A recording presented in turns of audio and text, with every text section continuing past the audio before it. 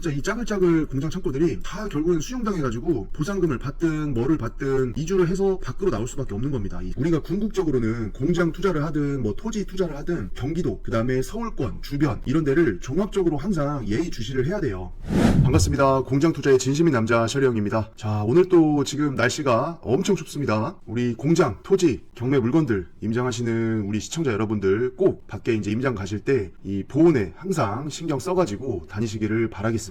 자, 누구나 이게 세상을 살면서 이 목표라는 게 있습니다. 이 목표라는 게 뭐 인생의 목표도 있고 아니면 그렇게 너무 크게 말고 예를 들어서 뭐 올해에 내가 꼭 해내야 될 목표 아니면은 이번 달에 내가 해야 될 목표 뭐 이렇게 이제 장기적인 거 단기적인 거 뭐 이런 여러 가지 목표를 다들 가지고 살고 계시죠. 저도 개인적으로 이 목표가 하나 있는데요. 이게 뭐 평생의 목표 아니면 몇 년 후의 목표 뭐 이런 거창한 건 아니고 저는 오늘 하루의 목표가 있습니다. 그리고 좀 더 작게 보면은 이번 영상에서의 목표가 하나 있습니다. 자, 제가 맨날 공장, 경매 물건 이거 하면서 물건 설명하다가 인생 얘기하고 다른 얘기하고 무슨 뭐 드라마 얘기하고 사는 얘기하고 제가 쭉 이 분석을 하면서 항상 이제 조금씩 옆길로 샜다가 또 돌아옵니다. 근데 오늘 이번 영상에서의 목표가 딱 그겁니다. 물건 분석에서 옆길로 새나가지 않고 오늘은 한번 초집중을 해가지고 이 경매 물건만 분석하는 시간으로 한번 영상을 맞춰보려고 합니다. 그래서 뭐 이달의 목표, 올해의 목표 뭐 이런 거 아니고 오늘은 저는 작게 이번 영상에서의 옆길로 새지 않기 목표를 가지고 오늘의 물건을 좀 분석을 해보도록 하겠습니다. 자, 맨날 제가 어디만 해요? 제가 사는 동네만 하고 있잖아요. 경기도 화성시만. 자, 근데 우리 시청자분들, 구독자 여러분들 댓글, 그 다음에 저를 개인적으로 알고 지내시는 우리 지인분들, 요렇게 이제 연락이 아니면 댓글이 달리는 걸 보니까 아니 무슨 맨날 맛있는 맛집이 뭐 화성에만 있냐. 경기도 김포에도 있고 파주에도 있고 양주 포천에도 있고 남양주에도 있고 광주 용인에도 있고 안성에도 있고 하는데 왜 이렇게 맨날 화성이랑 평택만 돌아다니냐라고 저한테 얘기를 해주시는 분들이 조금 있었습니다. 그래서 오늘은 이 경기도 화성시 평택시에서 벗어나서 오늘은 경기도 광주시 초월읍에 나온 경매 물건을 한번 같이 분석을 해보려고 합니다. 자, 요거 잠깐 지도 한번 눌러보겠습니다. 자, 이게 이제 오늘의 경매 목적물인데 자, 요거 잠깐 화면 치우고 자, 조금 전체적으로 경기도권을 한번 같이 보시죠. 자, 이렇게 보니까 조금 헷갈리고 자, 요렇게 한번 볼게요. 자, 살짝 한 단계만 확대를 해서 자, 보시면은 제가 맨날 이제 여기 화성만 한단 말이에요. 여기 평택이랑 이 공장 경매, 토지 경매 나온 거. 근데 사실 이 공장 창고 시장 자체는 이 화성 평택에만 있는 건 아닙니다. 우리가 여기 화면 보면 지금 여기 인천 어때요? 인천에도 엄청 공장 창고 많잖아요. 그리고 여기 안산, 시와 이쪽만 보더라도 여기 시와 공단 해가지고 여기 어마어마하게 많은 이 공장들이 있습니다. 자, 그리고 여기서 더 올라가면 여기 또 이제 김포가 있죠. 김포. 이 김포 같은 경우에도 이 공장 창고 시장이 엄청 활성화가 된 동네예요. 물론 이제 경기도 화성시만큼은 아니지만 이 전국에서 두 번째로 이 공장 거래량이 많은 곳이 이 김포시입니다. 그래서 화성이 거래량이 가장 크고 그 다음에 두 번째로 이제 김포 공장 창고 시장이 두 번째로 많은 거죠. 그래서 이쪽에서도 사실 공장 창고 거래들이 이 전통적으로 많이 되어 왔었어요. 그래서 이쪽도 이제 공장 창고 시장이 있는 거고 또 우리 시청자 여러분들 중에 또 많은 분들이 여기 일산 신도시와 요 파주 여기에 거주하시는 분들도 있습니다.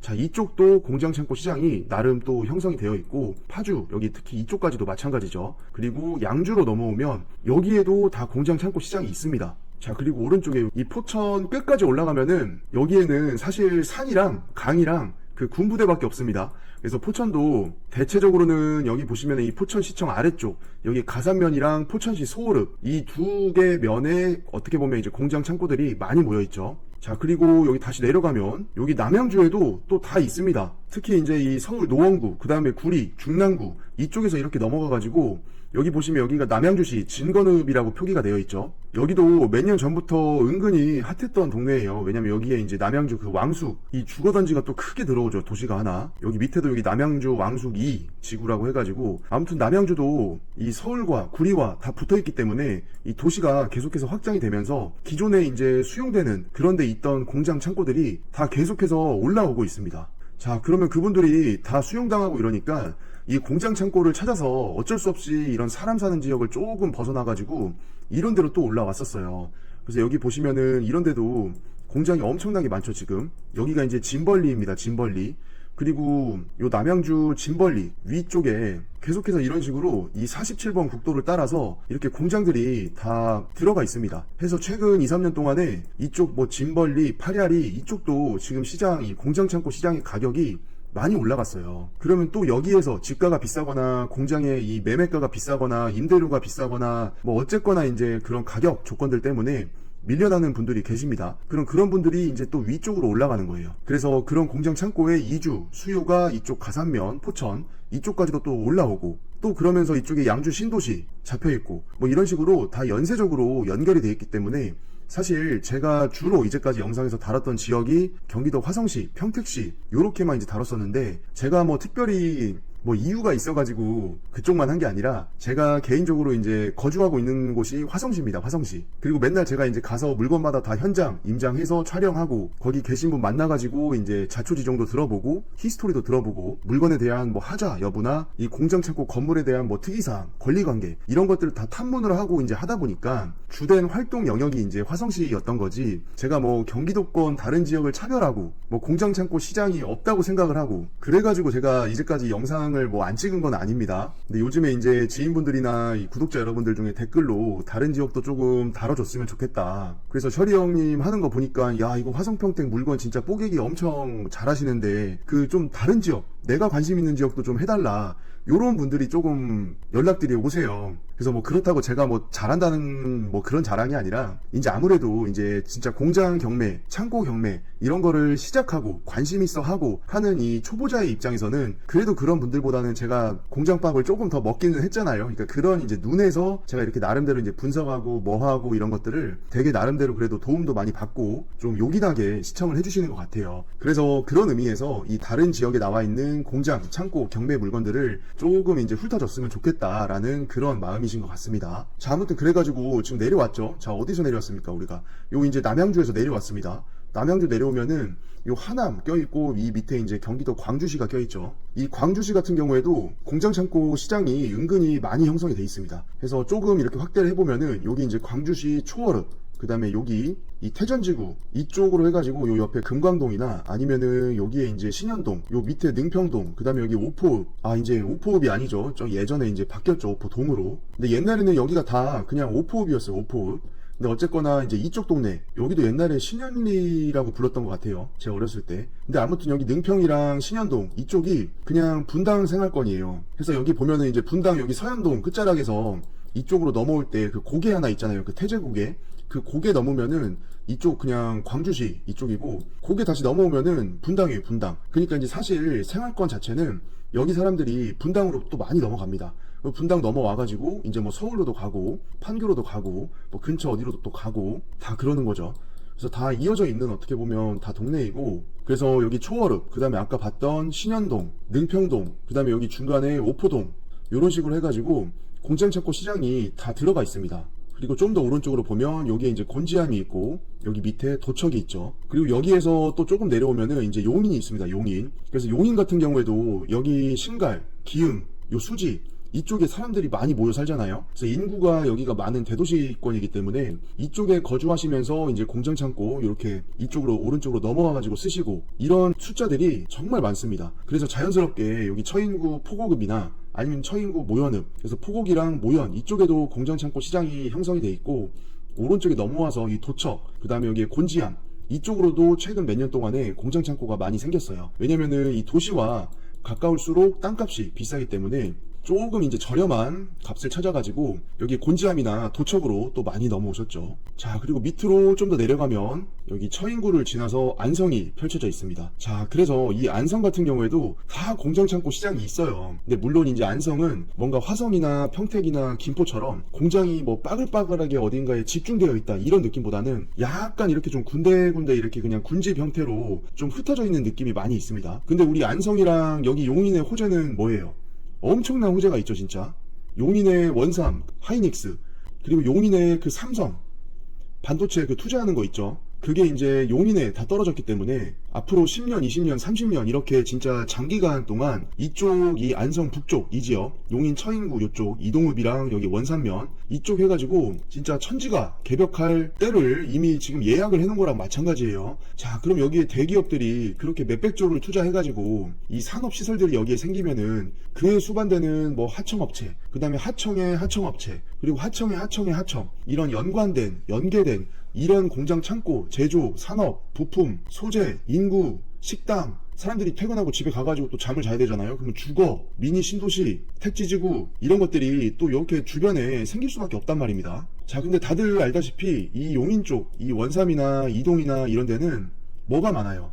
이 산이 많죠, 산이. 그래서 이런 데 보면 다 산입니다. 그냥 산을 다 끼고 있고, 이렇게 좀 요 밑에 안성 이쪽으로 좀 넘어와야 그나마 계획관리도 있고 평지도 좀 있고 하죠. 이 산이 많은 동네는 계획관리가 잘 없습니다. 용도 지역이. 특히 이제 이 용인시 같은 경우에는 거의 뭐 용인 지역의 70% 80%가 거의 다 산이에요, 산. 그래서 어떻게 보면 이 대기업 하이닉스랑 삼성이라는 이 대기업이 거대한 규모로 투자를 하면서 이 공장 창고에 대한 수요가 이 주변으로도 이제 파생이 조금씩 되겠지만 결국에는 또 이 밑으로 이렇게 내려올 수밖에 없습니다. 이런 식으로. 자, 그럼 거기에서 또 수혜를 받는 지역이 진짜 안성이죠. 안성이 또 뭐가 있습니까? 이 제2경부 그 세종 포천간 고속도로가 안성을 거의 그냥 요렇게 찔러 가잖아요. 그래서 안성이 진짜 과거와는 다르게 토지 투자든 아니면 공장 창고에 대한 투자든 이런 것들이 과거 몇 년보다 엄청 활발하게 계속해서 조금씩 증가하고 있습니다. 그리고 안성시 내부에서도 도로의 확장이라던가 뭐 2차선이었던 동네가 갑자기 4차선, 6차선 이렇게 이제 확장도 많이 하고 있고 도로 계획들이 정말 공격적으로 잡혀나가고 있어요. 그럼 결국에는 다 이런 대기업을 필두로 하는 이런 수요들이 이 안성 쪽으로 확대가 돼서 내려오면서 이쪽에 다 자리 잡을 수밖에 없거든요. 또 시장이. 그러면서 이 땅의 가격이라던가 아니면 땅값이 올라가면서 이 공장 창고에 대한 이 매매가라던가 금액 평가, 가치 이런 것들이 동반해서 올라갈 수밖에 없습니다. 그래서 우리가 여기에 하이닉스 여기 들어오죠.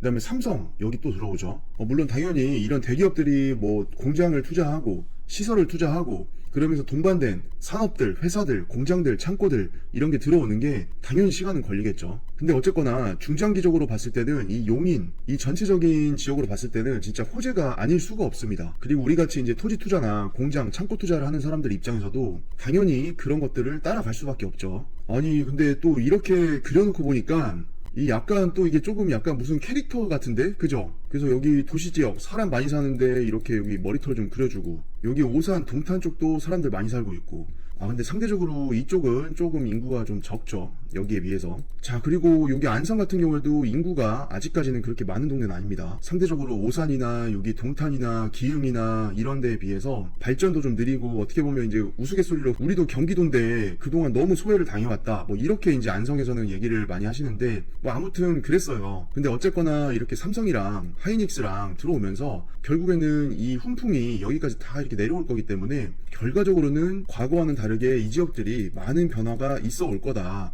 근데 물론 당연히 뭐 1, 2년 만에 바뀌고 이런 건 아니에요. 길게 봐야 됩니다. 길게. 자, 근데 이거 이렇게 막 설명하다가 그려놓고 보니까 자꾸 막 뭐 얼굴 떠오르고 캐릭터 떠오르는데 이거 일단 지우고 계속 보겠습니다.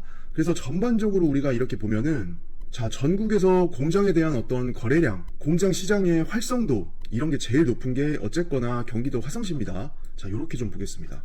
여기가 어떻게 보면 이제 메카, 그리고 화성의 공장 시장은 어떻게 보면 평택이랑 같이 움직여요. 그래서 화성 평택이 어떻게 보면 같은 하나의 어떤 시장이라고 보시면 되시고, 이렇게 그 다음에 두 번째로 거래량이 많고 공장이 밀집되어 있고 엄청난 군집을 이루고 있으면서 인구가 많은 도시들을 끼고 있다. 그게 바로 이제 김포죠, 김포. 자, 그리고 당연히 중간에 여기 인천이나 여기 안산이나 이런 데도 공장 창고가 엄청 많잖아요. 근데 이런 대도시 같은 경우에는 뭐가 비싸요? 이게 땅값이 비싸단 말이에요. 그럼 땅값이 비싸니까 공장 창고에 대한 평당 가격도 이 밑에 화성이나 아니면 여기 김포나 이런 데랑은 이런 시장의 값 차이가 확연하게 차이가 납니다. 그래서 안산이나 시흥이나 이런 시와 공단 이런 데 나오는 공장 이렇게 매물 보잖아요. 그러면 진짜 뭐 15년, 20년, 25년 이렇게 넘은 것들이 평당 뭐 800, 900, 조금 싸면은 뭐 700, 조금 건물 연식이 괜찮고 상태 괜찮은 공장들은 뭐 평당 1000만원 이렇게 이제 시장이 나오기 때문에. 그리고 인천도 마찬가지죠. 인천은 그리고 화성 평택이나 김포나 다른 경기도 지역처럼 뭐 소형 공장 있잖아요. 건물 60평, 70평짜리, 뭐 100평, 200평짜리 이런 거 거의 잘 없어요. 다 있으면은 벌써 토지가 몇천 평이에요. 몇천 평. 공장들 사이즈가. 그러면 인천 항 주변 뭐 이런 인천 공단 이런 데 보면은 땅 사이즈가 막 토지가 2,000평, 3,000평, 뭐 1,500평 막 이러는데 거기 또 이제 인천 광역시지 않습니까? 그럼 땅값이 비싸니까 그 2,000평에다가 곱하기 평당가 뭐 한 1,000만 원, 2,000만 원 해보십시오. 그럼 이거는 저희같이 이제 일반적인 개인이 이렇게 뭐 투자금 몇 억 들고 가가지고 공장 사오고 막 이럴 수 있는 시장이 아니에요. 그래서 우리가 일반적으로 일반인의 입장에서 접근할 수 있는 시장이라고 하기에는 좀 개별 입지의 공장들, 좀 작은 공장들 이런 게 숫자가 상대적으로 좀 많이 부족합니다. 그런 특징이 있는 거고, 또 여기 일산 신도시 여기도 사람 많이 살잖아요. 그 위에 이제 뭐 파주, 그 다음에 여기 양주, 포천, 여기 남양주, 그 다음에 광주, 그 다음에 용인 이렇게 해가지고 이 우리나라의 수도 이 서울을 중심으로 이 공장 창고의 시장은 어디든 다 있기는 있습니다. 그래서 저희같이 이제 공장 경매나 공장 투자나 아니면 토지 투자나 이렇게 조금 소규모로 투자를 염두하시고 공부하시고 관심 갖고 계시는 분들이 사실 화성이랑 평택뿐만이 아니라 이 용인, 광주, 그 다음에 여기 안성, 양주, 남양주, 포천, 그 옆에 파주, 그 다음에 여기 김포 이런 식으로 다 동그랗게 서울을 중심으로 띠를 이루고 있기 때문에 우리가 궁극적으로는 공장 투자를 하든 뭐 토지 투자를 하든 이렇게 경기도 그 다음에 서울권 주변 이런 데를 종합적으로 항상 예의주시를 해야 돼요. 자, 그러면 궁금한 게 뭐 군포나 안양이나 의왕이나 저기 수원이나 여기 성남이나 여기 시흥 광명이나 부천이나 여기 하남이나 구리나 여기 은평 넘어가가지고 이쪽 북쪽 서울 북쪽 넘어서 동네나 요런 인천이나 이런 데는 공장 창고가 없냐? 당연히 있죠. 있는데 상대적으로 봤을 때는 인구가 엄청나게 밀집이 되어 있고 이 주거시설 뭐 아파트, 빌라, 뭐 오피스텔 뭐 이런 사람들이 들어가서 잠도 자고 거주할 수 있는 그런 시설 있잖아요. 이 집들이 많기 때문에 이 도시에는 사실 공장 창고가 있긴 있어도 어떤 군집을 크게 이루고 시장을 이루고 이런다기보다는 여기는 그냥 속된 말로 도시지역이에요. 도시지역. 도시지역이기 때문에 이렇게 화성이나 평택 아니면 김포, 뭐 양주, 포천, 남양주, 용인, 광주 이렇게 공장창고의 투자 대상지역 시장이라고 불리울 만한 것들이 이 서울과 이 서울에 인접해 있는 도시권에는 거의 없습니다. 사실상.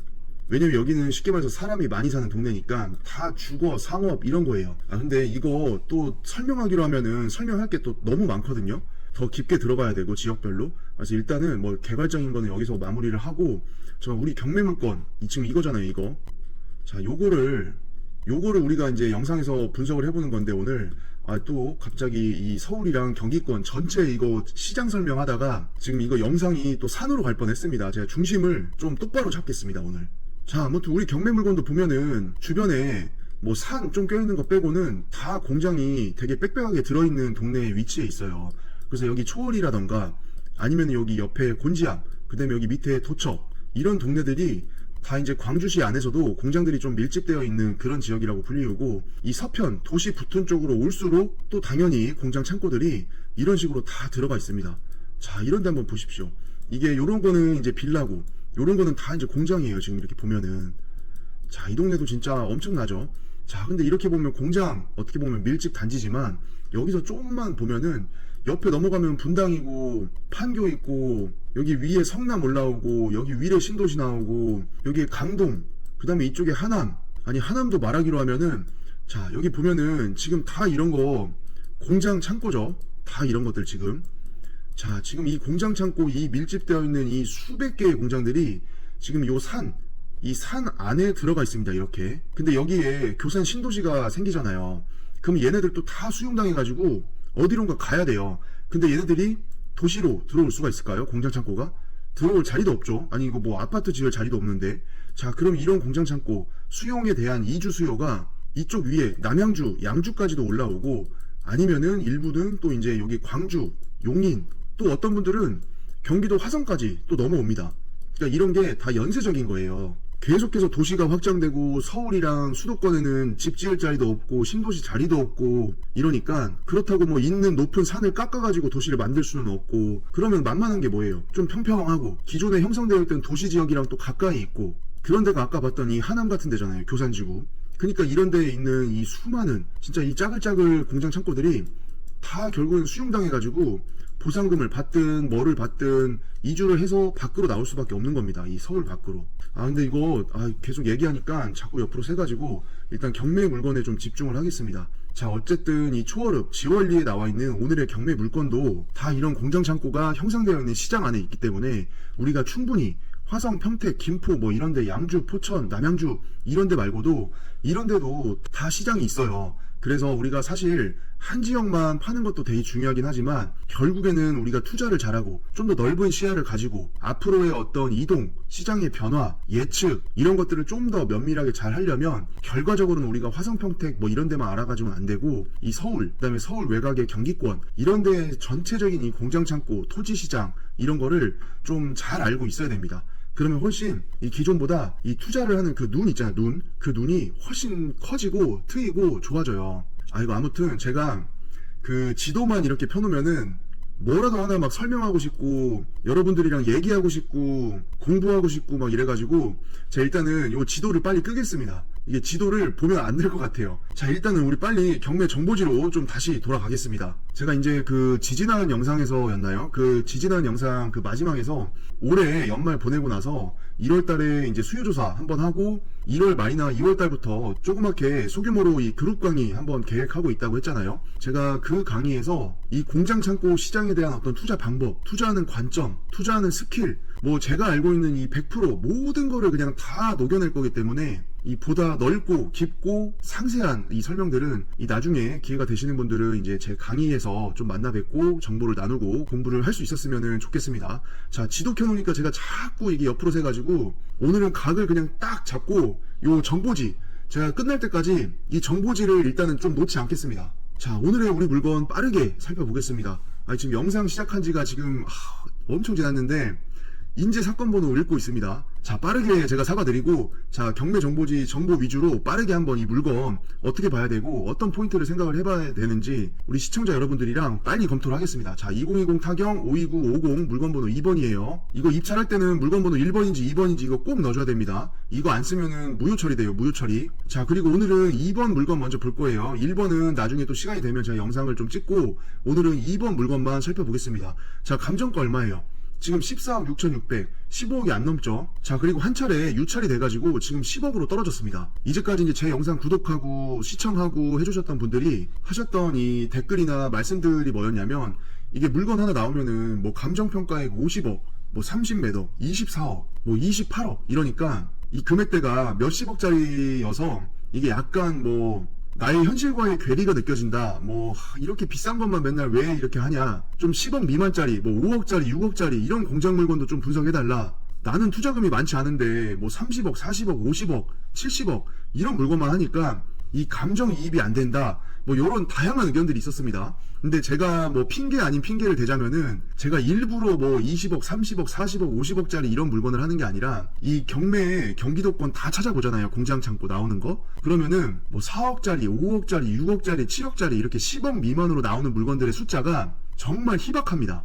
그리고 웃긴 거는 뭐냐면은 오랜만에 이제 물건 신권 검색하다가 야 이거 감정가 보니까 뭐 6억 얼마야 7억 얼마야 이러면은 이게 공장 창고 입장에서는 이 작은 사이즈니까 야 이거 한번 해봐야겠다 했다가도 며칠 뒤에 가보잖아요. 사건이 취하됐대. 아니면 사건이 변경이 됐대. 그러니까 이런 작은 공장이 경매로 나온 이 사건들은 상대적으로 이 채무액이 작기 때문에 이게 소유자가 또 어떻게 해결을 해가지고 들어가 버리는 경우가 또 종종 있었어요. 그래서 뭐 제가 본의 아니게 뭐 아쉽게도 그런 소액 공장, 뭐 소액이라고 하긴 좀 그렇고 조금 작은 사이즈의 공장들, 뭐 감정가 기준에서 10억 미만 이렇게 개인의 입장에서 조금 투자금 모아가지고 좀 덤벼볼 만한 공장 경매 물건들 제가 이런 걸 차별해가지고 안 다뤘던 게 아니라 애초에 그런 공장 작은 사이즈의 공장들이 많이 안 나와요. 그리고 나왔다 손 치더라도 금방 변경이나 취하돼가지고 또 들어갑니다. 그래가지고 제가 이제 못했던 거니까 뭐 제가 일부러 막 비싼 거 몇십억짜리 몇천 평짜리 토지 막 이런 물건만 골라가지고 하는 거는 아니라는 점을 알아주셨으면 좋겠습니다.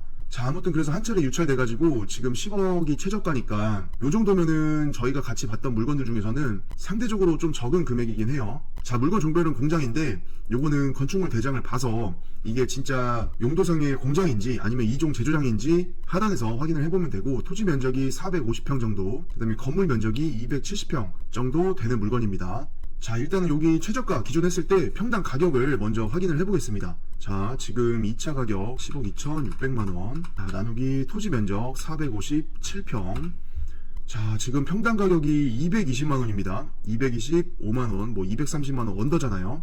자 그러면 우리 이거 아까 지도 지금 이 동네가 초월읍 지원리인데 자, 이렇게 보면 이거 또 지도 키니까 또 불안하네. 또 살짝 옆으로 셀까봐. 자, 일단 제가 정신줄을 꽉 잡고 이 물건에 집중만 해가지고 빠르게 한번 진행하겠습니다. 자, 제가 영상 초반에 오늘의 목표는 이 물건에서 벗어나지 않기. 자, 이 물건지 주변에도 지금 공장 창고가 꽤나 많이 보여요.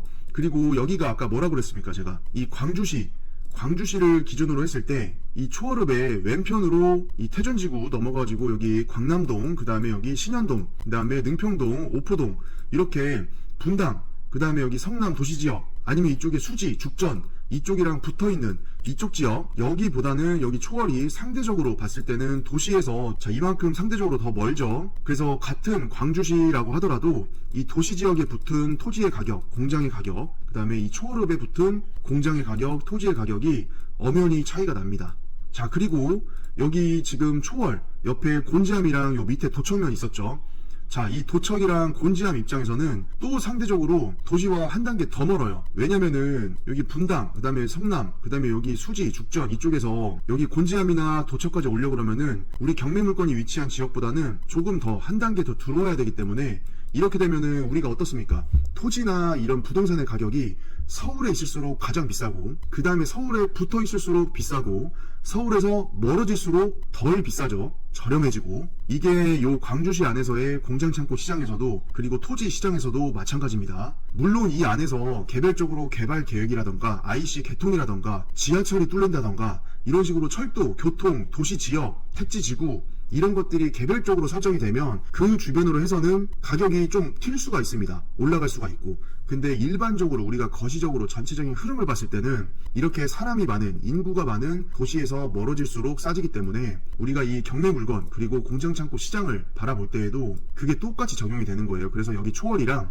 곤지암이랑 도척이랑 그 다음에 이쪽에 광남동 그리고 신현 오포 이런 데랑은 다 이 등급이 있는 거예요. 보이지 않는 등급이. 그래서 어떻게 보면 우리 경매 물건의 위치는 이 약간 크게 봤을 때는 이쪽 왼편에 신현이나 오포, 태전, 광남 이런 데보다는 당연히 초월읍이 조금 급지가 떨어지고, 또 반대로 이런 곤지암, 그 다음에 여기 도청면 이런 데보다는 또 우리 경매 물건이 위치한 이 초월읍 여기가 또 등급이 높습니다. 그래서 이런 전체적인 이 차이점을 인지를 하고 개별 물건을 분석을 하시는 게 훨씬 수월합니다. 자, 다시 우리 물건지 한번 정확히 좀 줄여가지고 보겠습니다.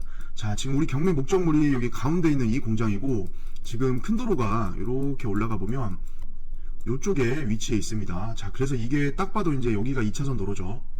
자, 여기가 이제 주된 도로가 되겠고, 자, 여기에서 이제 이쪽으로 들어가면서 우리의 물건지로 쭉 들어가는 거예요. 자, 그러면은 우리가 지금 요렇게 들어왔잖아요. 여기 거리가 꽤나 좀 들어오는 거는 같아요. 일단 거리를 한번 재보겠습니다. 자, 여기에서 대충 이런 식으로 이제 타고 들어와서, 자, 이렇게 해보니까 지금 거의 990m니까 거의 뭐 1km죠, 1km. 그러면 이 2차선 도로에서 지금 1km를 들어와서 우리 목적물이 있는 거고, 자, 우리가 이런 물건을 접근을 할 때는 그 들어올 때 이면 도로의 그 환경을 잘 관찰을 해야 됩니다.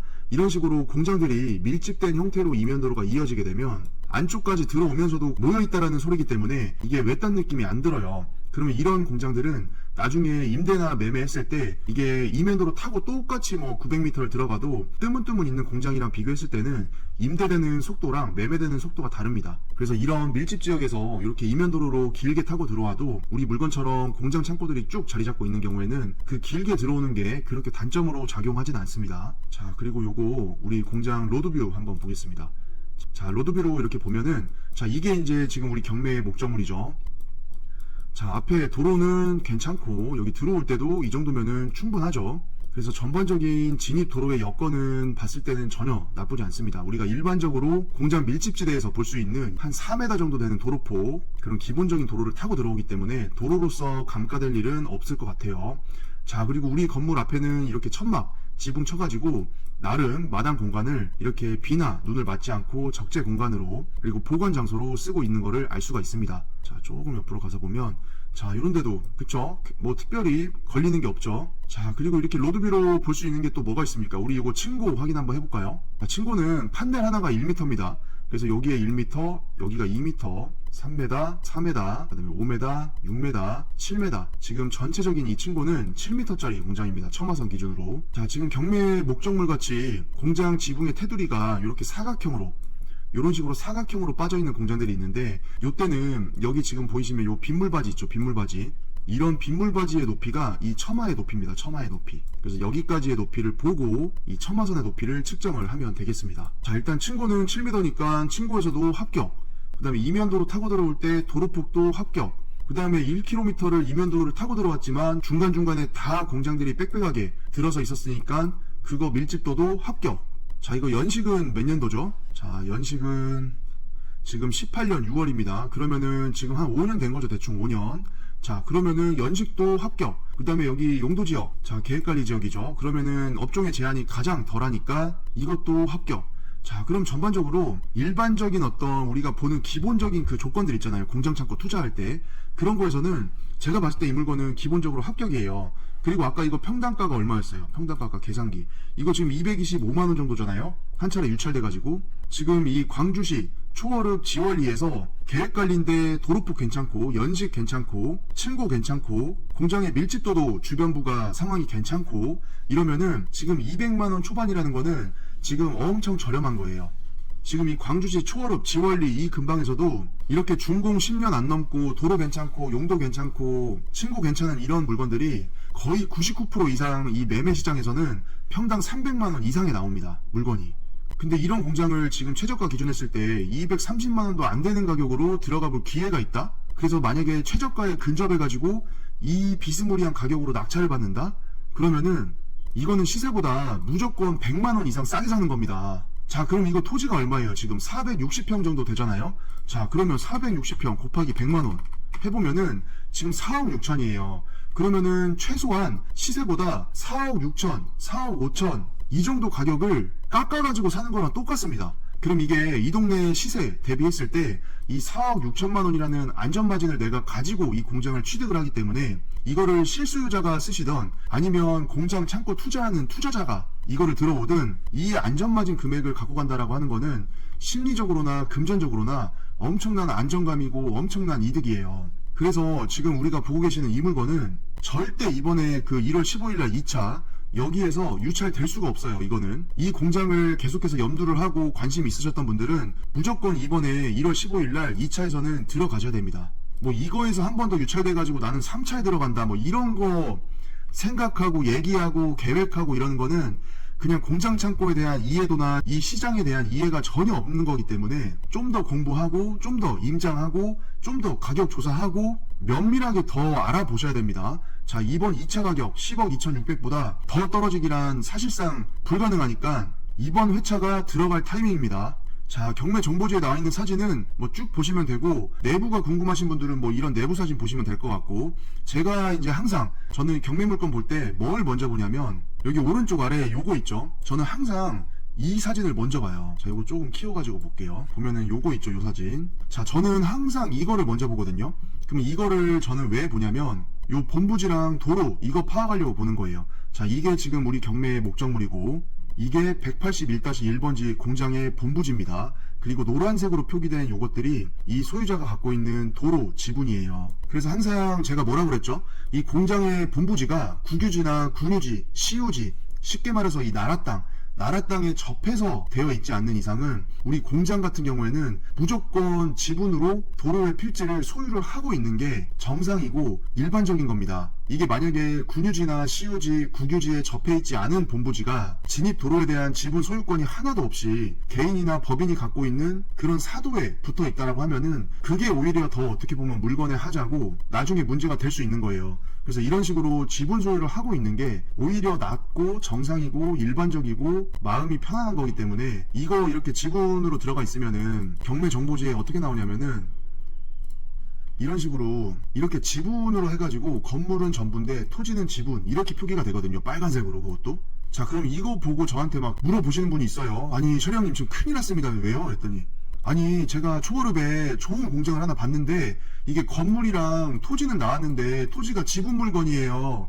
아 근데 저 이거 지분 경매 좀 복잡하고 어렵고 이러는데 이거 어떡하죠? 이거 물건 들어가면 안 되는 거 아니에요? 막 이렇게 물어봐요. 근데 여기에서 이 토지 지분 이렇게 빨갛게 표시된 거는 우리가 공장 진입로로 쓰이는 그 필지를 지분으로 갖고 있기 때문에 그래서 이제 토지 지분이라고 표기를 해준 거지. 이게 우리가 흔히 생각하는 지분 경매 해가지고 뭐 공유물 분할 소송하고 아니면 다른 지분권자랑 협의해가지고 뭐 1,000만 원을 받아가지고 뭐 2,000만 원을 팔고 뭐 이런 지분 물건이 아니에요. 공장은. 자, 아무튼 그래서 지금 아까 이 사진에서 이제 공장의 본부지와 도로, 필지의 구성을 살펴봤는데, 자, 이 경매 물건에는 이 진입 도로와 관련해가지고 하자라고 할 수 있는 부분이 있습니다. 그래서 우리가 이 진입로에 대한 어떻게 보면 나중에 하자가 될 수 있는 부분을 좀 충분히 고민을 하고 조사를 하고 이 물건에 입찰을 하셔야 됩니다. 자, 밑에 정보지를 보면 이렇게 도로라고 해가지고 여러 필지들이 나와 있어요. 지금 6개가 나왔죠. 6개가 나왔는데 이렇게 맨 위에는 공장 용지니까 뭐 특별히 문제가 없고, 자, 도로 하나, 둘, 셋, 넷, 다섯, 여섯 해서 총 6개의 도로 필지를 갖고 있으니까 이게 그냥 대충 보면은 이거 도로 필지도 6군데나 이렇게 지분으로 갖고 있고 이러니까 뭐 특별히 뭐 문제 없겠네 하고 밑으로 내려가서 이제 다른 거 본다 이러면은 나중에 좀 힘들어질 수도 있습니다. 자, 이게 무슨 소리냐? 제가 이 6개 도로 필지를 지도에서 좀 표시를 해보겠습니다. 자, 지금 보고 계시는 이 화면이 우리가 이제 위성 그리고 지적도를 같이 보면서 어느 필지가 어디에 어떤 위치에 들어가 있는지를 확인을 디테일하게 해보는 겁니다. 자, 지금 먼저 빨간색으로 표시해 놓은 게 공장 용지 해가지고 요게 이제 우리 경매의 목적물 그리고 본부지죠, 본부지. 자, 그리고 이쪽에 제가 노란색으로 요렇게 표기해 놓은 게 아까 우리가 경매 정보지에서 봤던 그 도로 필지 6개 있었죠. 그 6개를 노란색으로 표시를 했습니다. 자, 그리고 이 아래에 초록 색깔로 표시해 놓은 거 요것도 지금 보면은 도로, 국어, 도로 요렇게 해가지고 지금 초록색은 지금 우리 경매의 목적물 있죠. 대상 토지. 이 경매에 목적물로 나와 있지 않은 도로를 표시를 한 거예요.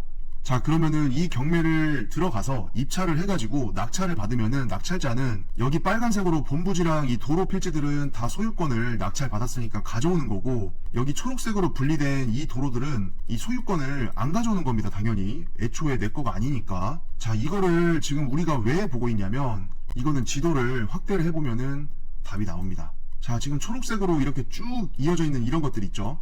자, 이런 것들이 지금 이 초록색깔 도로예요. 도로.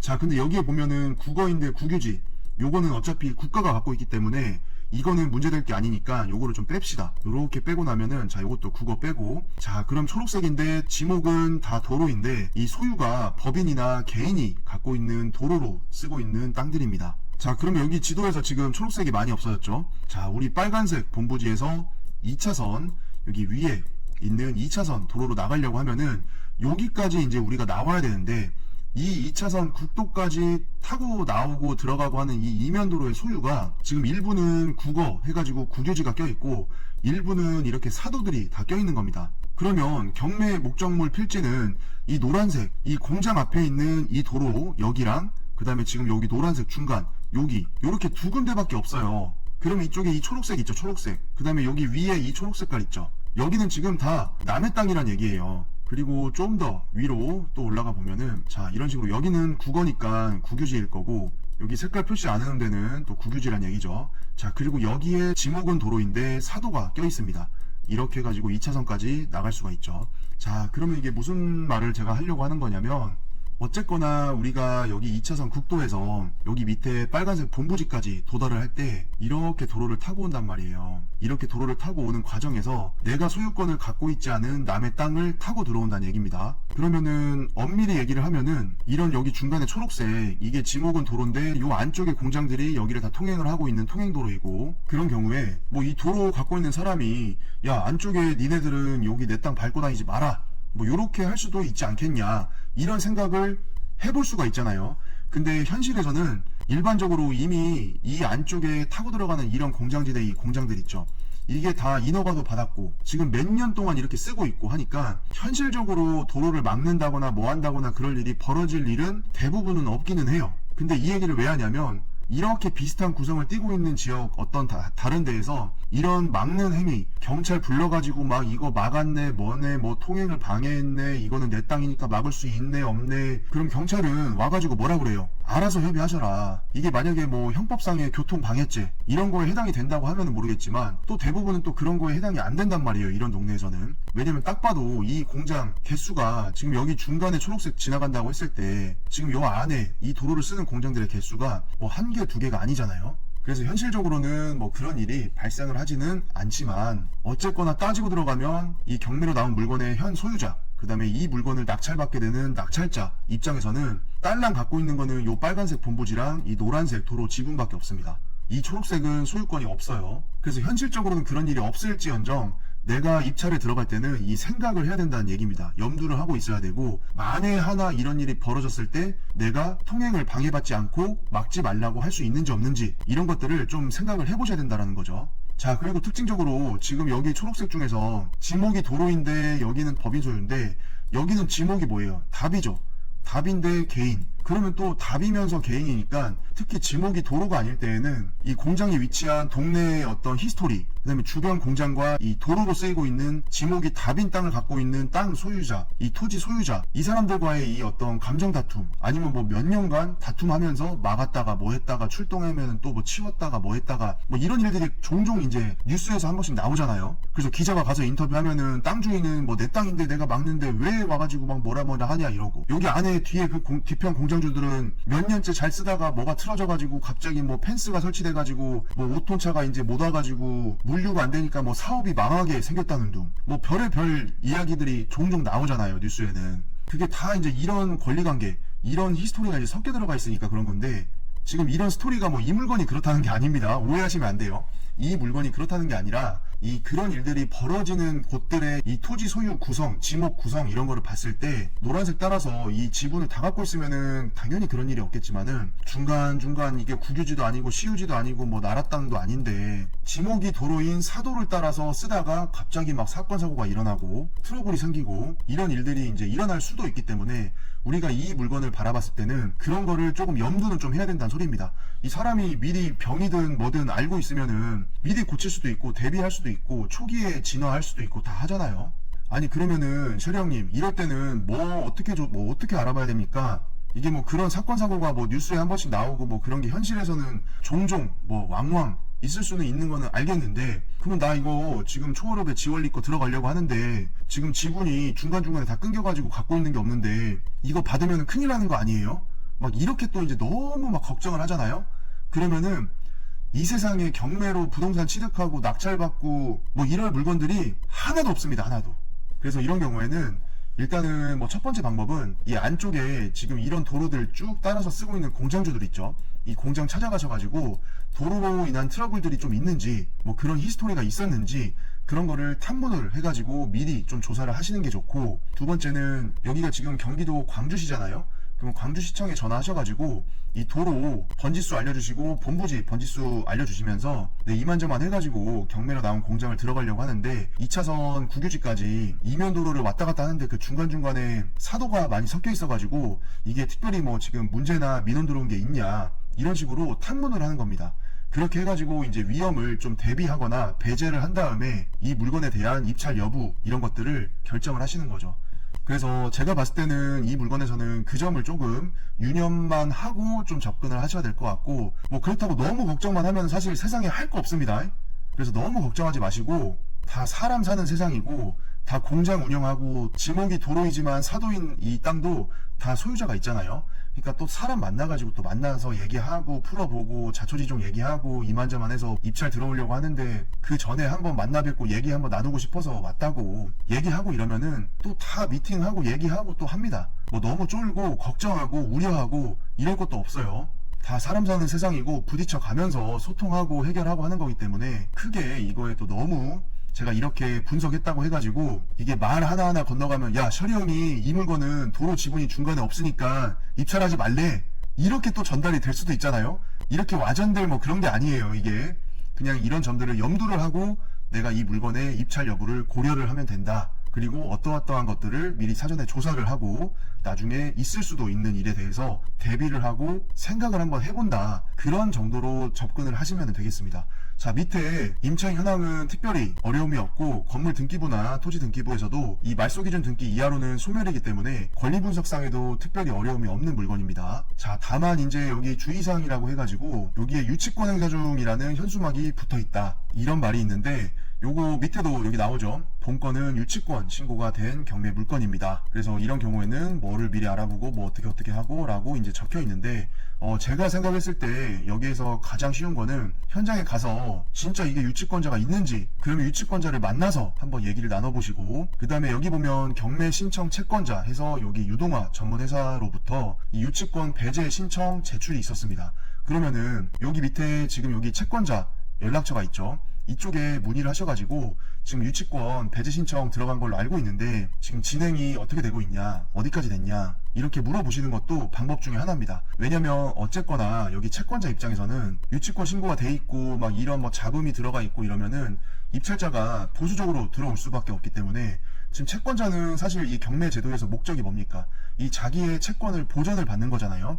그러면은 온전한 상태에서 보전을 잘 받을 수가 있는 거지, 이렇게 유치권이 신고돼 있니 뭐 있니 뭐가 어쩌니 저쩌니 해가지고 입찰하려는 사람 입장에서 신경 쓸 게 많이 껴있으면은 결과적으로는 이때 입찰을 하는 가격이 낮아질 수밖에 없습니다. 그러면 유동화 채권자 입장에서는 자기의 채권을 충분히 보전받지 못할 가능성도 있기 때문에 이런 채권자 측에서 유치권 배제 신청을 또 넣는 거죠. 그러면 어쨌거나 여기 채권자는 이 유치권에 대한 어떤 내역, 그 다음에 뭐 현황, 현재의 상황, 진행 상황, 배제 신청을 넣는데 어떻게 됐는지 이런 것들을 알고 있을 거니까 입찰하려는 사람들한테는 최대한 또 그 내용을 업데이트를 해주는 쪽으로 또 나올 겁니다. 그래서 그런 식으로 조사를 하면 되니까 오늘 우리 광주시 초월읍 지월리에 나와 있는 이 공장 경매 물건 관심 있으셨던 분들은 제가 말씀드렸던 그런 포인트들, 이런 것들을 조금 참고하셔가지고 입찰 여부와 입찰 금액을 조금 고민을 하시고 들어가시면 될 것 같습니다. 자, 어쨌거나 지금 아까 저희가 최저가로 계산해봤잖아요. 요거 458평.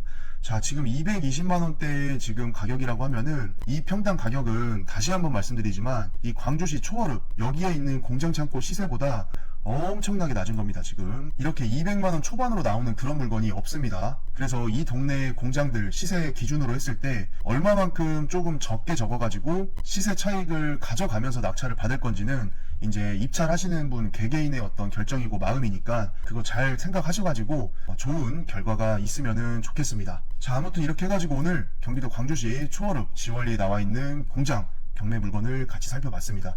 이게 경기도 광주뿐만이 아니라 제가 영상 초반에서 말씀드린 것처럼 화성, 평택 물건뿐만이 아니라 경기도 김포, 파주, 양주, 포천, 남양주, 구리, 하남, 용인, 광주, 안성 이렇게 해가지고 전체적인 이 시장에서 나오는 이런 공장 창고, 토지, 경매 물건들을 앞으로도 저와 함께 공부를 하시면서 공장 창고를 보는 눈, 가치 평가를 하는 시각, 이 전체적인 경기도 전역에 대한 시장을 바라보는 그 넓은 시야, 이해, 이런 것들을 계속해서 길러 나가실 수 있으면 좋겠습니다. 자, 오늘 또 영상 시청해 주셔가지고